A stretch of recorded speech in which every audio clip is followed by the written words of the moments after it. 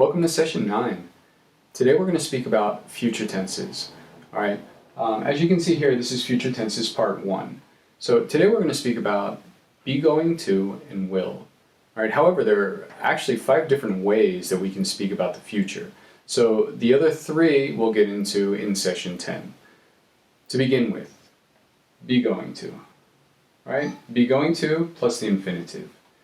This is a structure that we use commonly to refer to plans, all right, both socially and professionally, okay, anything that we've already decided in the past and now has become kind of a formalized plan, and also predictions. All right, so to begin with, plans, here's an example. I'm going to call my parents this week.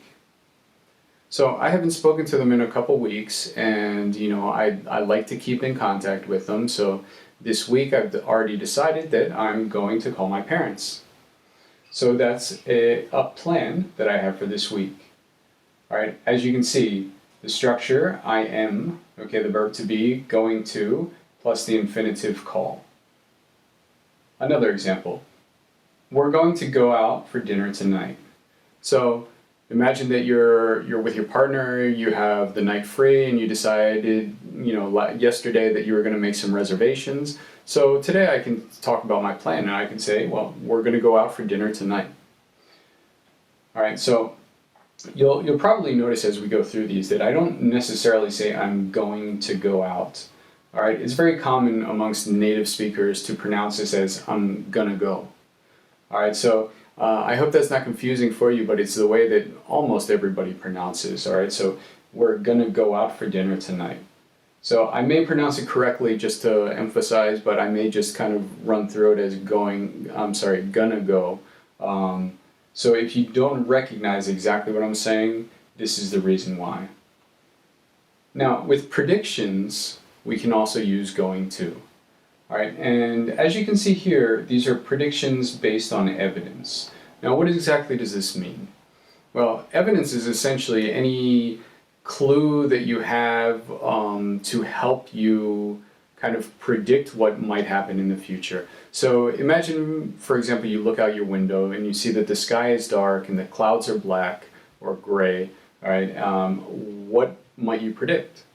Well, probably you'd look to your friend and say, I think it's going to rain.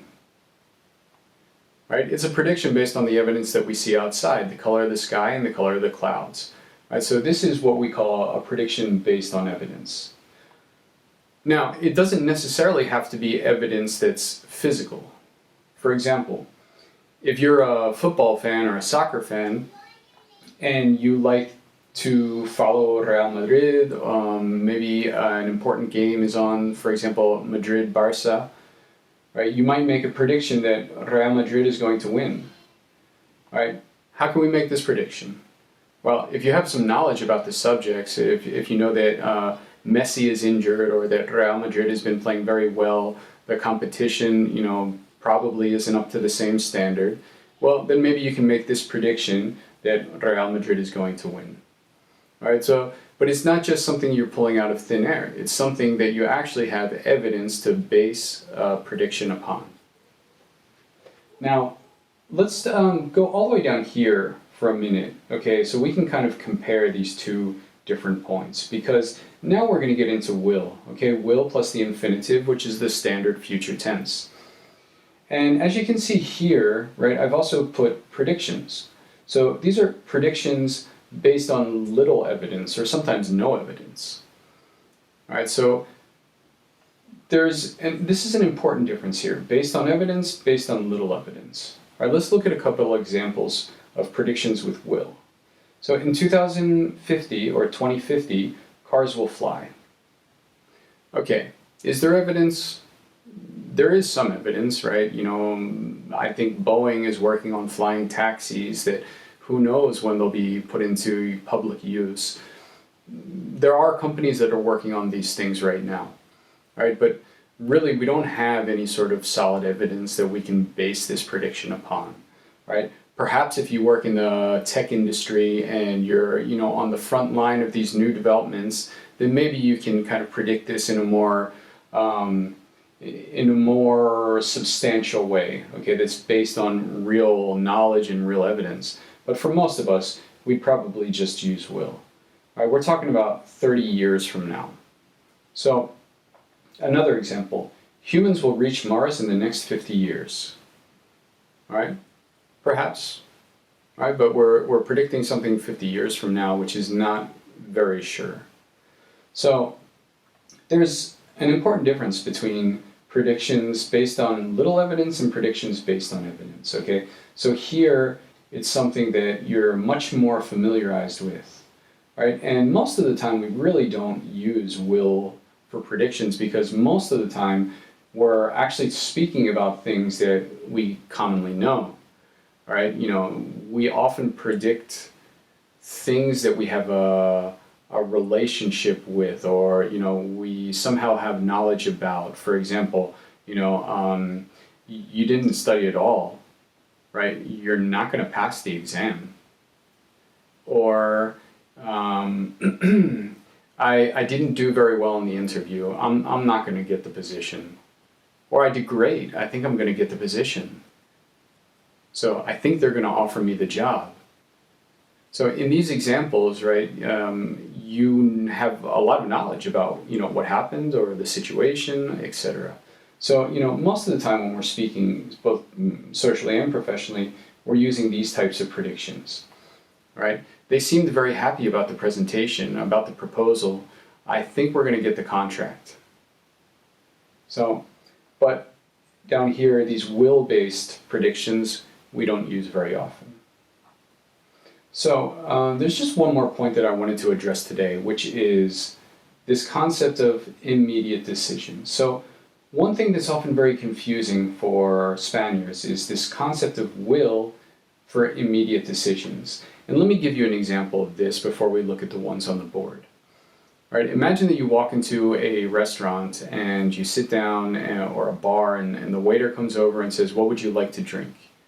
Right? A typical expression in English would be, "I will have," right? I'll have a beer, I'll have a Coca-Cola, I'll have a glass of wine, okay?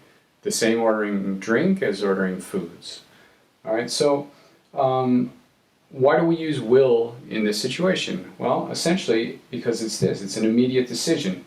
It's a decision that you're making in that exact moment that the waiter's asking you. So let's look at a couple other examples just to clarify. I will help you with that. So imagine you walk into your office, there's a coworker there trying to lift a very heavy box, and you can see that he or she is struggling. And you say, "No, stop, I'll help you." Right? So this is the same thing. You see a situation and you react to it and you make a decision. All right? If you're with a friend, or imagine you're with a coworker and you decide that you have to meet on Thursday to finish the presentation, all right, for example. Maybe on Tuesday when you're working on it and it's time to, you know, go your own separate ways, you say, "Well, you know what, listen, I'll call you on Thursday." All right, you've decided that you'll call him or her on Thursday morning so that you can get organized and get together to finish the presentation that day. All right, so this is something that is often very confusing to a lot of people, well, a lot of Spaniards, especially because in these situations, in Spanish, you use the present simple, all right? The typical "te llamo," okay? And so this is very, very different from the normal Spanish way of saying things. All right, so this is something that, you know, a lot of people make mistakes with, and that you should try and really understand, digest, and try to begin using as you're speaking. All right, everything else as well that we've spoken about today, but this is where I see most people have the majority of difficulty. Right, a lot of people make problems with this. So I hope this has helped, and I hope you are still at home, you know, trying to improve your English and you know, making use of these videos. And I hope to see you in the next session for session 10, so we can continue with this concept of future tenses. So take care, have a great day.